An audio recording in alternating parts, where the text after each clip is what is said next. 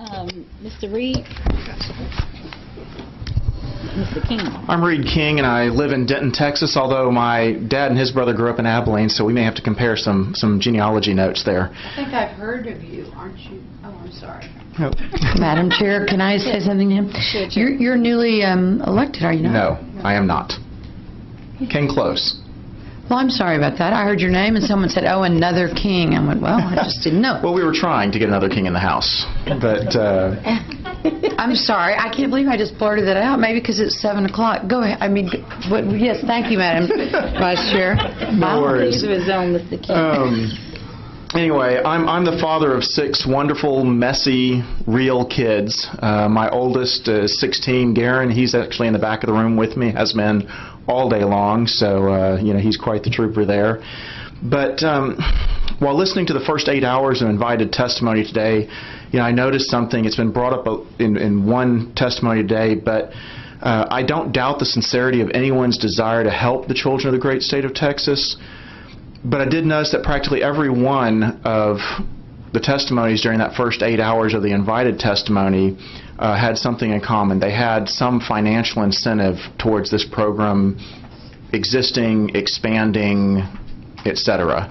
I have none. There are 2 ways to handle a workload. You either increase capacity or you reduce the number of items to be processed. If you can help the families keep their kids, then you won't need as many foster families or as much funding. You can do more with what you've got.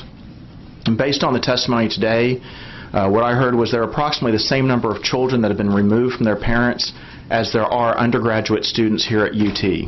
I was going to use A&M as an Aggie, but I thought the other gentleman who was here earlier might have preferred the UT reference. It is called the Department of Family Protective Services. Please focus on protecting the families as well as the children. You've heard numerous pieces of testimony here where the families have been ripped apart, sometimes with cause, sometimes with partial cause, sometimes it appears with very little cause.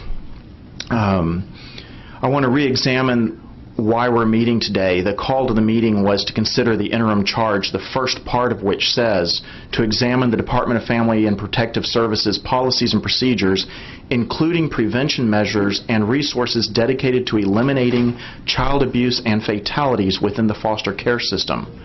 I've heard very little of this particular point being discussed today, and I want to make sure that y'all focus on this as you go home tonight and go through all the process of research here.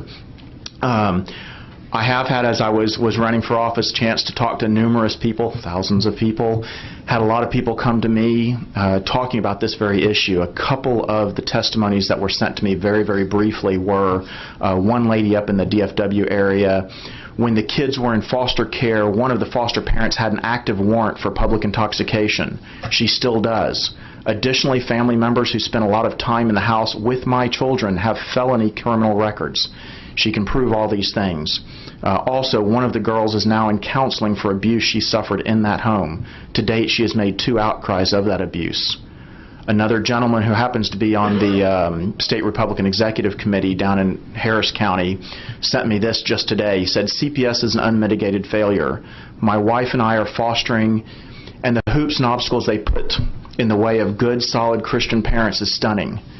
They try to run you away with their rules and requirements, some of which are arguably unconstitutional, like gun ownership and locations.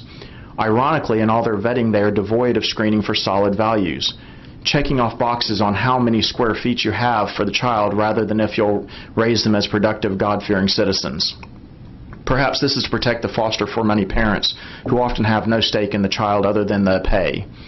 In our child's case, they were actually injured by the paid fosters before we got them, and CPS tried to cover it up. Again, that was Harris County. This is an organization full of human beings. Good ones, bad ones. Mistakes are made, things are done awesomely right. Your job is to look at the times when things have messed up.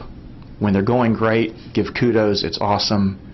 But I think we've heard today that there have been numerous issues where there have been things that have been problems.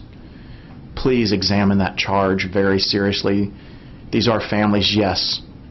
Protect the children. Absolutely, in the cases they need protecting.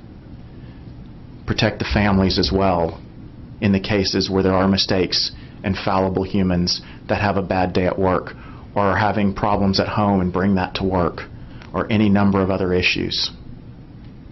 Thank you. Thank you, Mr. King. Members, do you have any questions?